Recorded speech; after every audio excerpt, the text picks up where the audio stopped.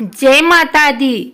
आइए सुनते हैं बसंत पंचमी की कथा, पूजन विधि एवं महत्व। बसंत पंचमी का त्योहार हिंदू धर्म में एक विशेष महत्व रखता है।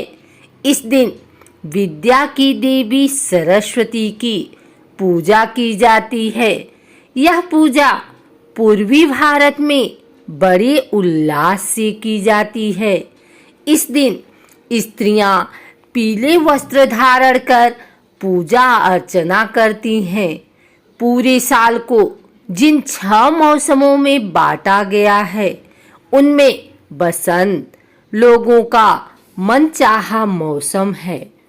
जब फूलों पर बहार आ जाती है, खेतों में सरसों का सोना चमकने लगता है, जौ और गेहूं की बालियां खिलने लगती हैं, आमों के पेड़ों पर मोर आ जाती है और हर तरफ तितलियां मंडराने लगती हैं, तब बसंत पंचमी का त्योहार आता है। इसे कुछ लोग ऋषि पंचमी भी कहते हैं।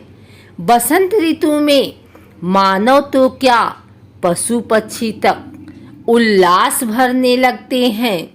यूं तो माघ का पूरा मास ही उत्साह देने वाला होता है, पर बसंत पंचमी का पर्व हमारे लिए कुछ खास महत्व रखता है।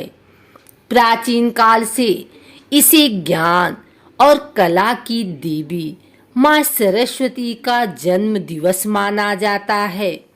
इसलिए इस दिन माँ शारदे की पूजा कर उनसे ज्ञानवान विद्यावान होने की कामना की जाती है।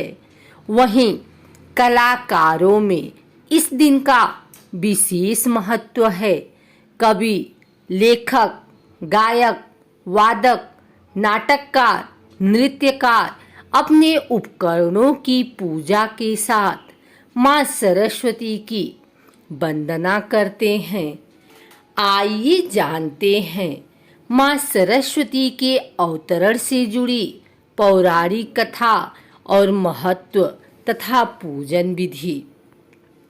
बसंत पंचमी में प्रातः उठकर बेसन युक्त तेल का शरीर पर उपटन करके स्नान करना चाहिए।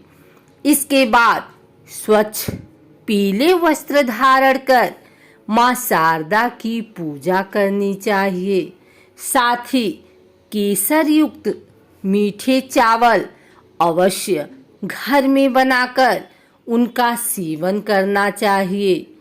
पौराणिक कथा अनुसार सृष्टि के प्रारंभिक काल में पितामह ब्रह्मा ने अपने संकल्प से ब्रह्मांड की तथा उनमें सभी प्रकार के जंगम स्थावर जैसे पेड़ पौधे, पशु पक्षी, मनुष्यादि योनियों की रचना की, लेकिन अपनी सर्जन से वे संतुष्ट नहीं थे। उन्हें लगता था कि कुछ कमी रह गई है, जिसके कारण चारों ओर मौन छाया रहता है। तब ब्रह्मा जी ने इस समस्या के निवारण के लिए अपने कमंडल से जल ले अपनी अंजलि में लेकर संकल्प स्वरूप उस जल को छिड़ककर भगवान श्री विष्णु की स्तुति करनी आरंभ की। ब्रह्मा जी के किए स्तुति को सुनकर भगवान विष्णु तत्काल ही उनके सम्मुख प्रकट हो गए और उनकी समस्या जानकर भगवान विष्णु ने मूल प्रकृति आदिशक्ति माता का आवाहन किया। विष्णु जी के द्वारा आवाहन होने के कारण मूल प्रकृति आदिशक्ति वहां तुरंत ही ज्योतिपुंज रूप में प्रकट हो गई। तब ब्रह्मा एवं विष्णु जी ने उन्हें इस संकट को दूर करने का निवेदन किया। ब्रह्मा जी तथा विष्णु जी बातों को सुनने के बाद उसी क्षण मूल प्रकृति आदि शक्ति के संकल्प से तथा स्वयं के अंश से श्वेतवरा एक प्रचंड तेज उत्पन्न किया, जो एक दिव्य नारी के रूप में बदल गया, जिनके हाथों में बीड़ा, वरमुद्रा, पुस्तक एवं माला तथा श्वेत कमल पर विराजमान थी। मूल प्रकृति आदि शक्ति के शरीर से उत्पन्न तेज से प्रकट होते ही उस देवी ने बीड़ा का मधुर नाद किया, जिससे समस्त राग रागिनियां संसार के समस्त जीव जंतुओं को बारी प्राप्त हो गई। जलधारा में कोलाहल व्याप्त हो गया, पवन चलने से सरसराहट होने लगी। तब सभी देवताओं ने शब्द और रस का संचार कर देने वाली उन देवी को ब्रह्म ज्ञान विद्यावाणी संगीत कला की अधिष्ठात्री देवी सरस्वती कहा गया। फिर आदि शक्ति मूल प्रकृति ने पितामह ब्रह्मा से कहा कि मेरे तेज से उत्पन्न हुई ये देवी सरस्वती आपकी अर्धांगिनी शक्ति अर्थात पत्नी बनेंगी।